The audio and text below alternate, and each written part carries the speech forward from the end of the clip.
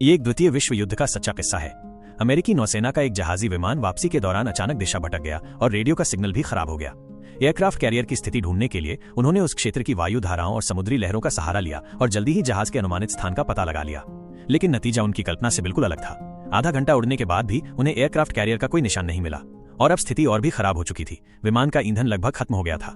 ऊंचाई बनाए रखने के लिए कप्तान ने बम वर्षक को आदेश दिया कि वे आखिरी बचा बम नीचे गिरा दें, लेकिन इससे भी ज्यादा समय तक उड़ान भरना संभव नहीं था। थोड़ी ही देर में कप्तान मार्क ने पीछे बैठे दो साथियों को सूचित किया कि ईंधन पूरी तरह खत्म होने से पहले उसे विमान नीचे उतारना होगा।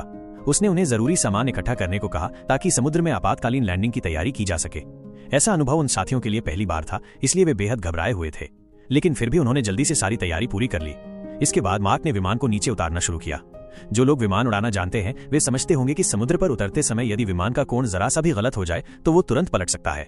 लेकिन मार्क के पास कई वर्षों का अनुभव था। इस बार की लैंडिंग वाकई शानदार रही। पास्तोरा को हल्की सी चोट लगी, बाकी मार्क और एल्ड्रिच बिल्कुल सुरक्षित रहे। विमान भी तुरंत टूट फूट का शिकार नहीं हुआ। फिर भी विमान ज्यादा देर तक पानी पर टिक नहीं सकता था, इसलिए उन्होंने तुरंत ऊपर का हैच खोल दिया। मार्क बाहर कूदकर सबसे पहले लाइफ बोट खोलने लगा।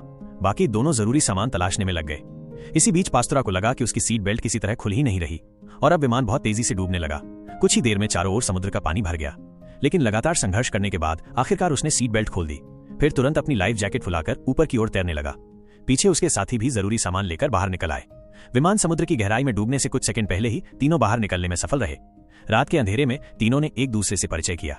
थोड़ी बातचीत के बाद उन्हें पूरा भरोसा था कि अगले दिन बचाव विमान जरूर आ जाएगा, इसलिए वे ज्यादा चिंतित नहीं हुए। अगली सुबह जागते ही उन्होंने सबसे पहले ये जताने की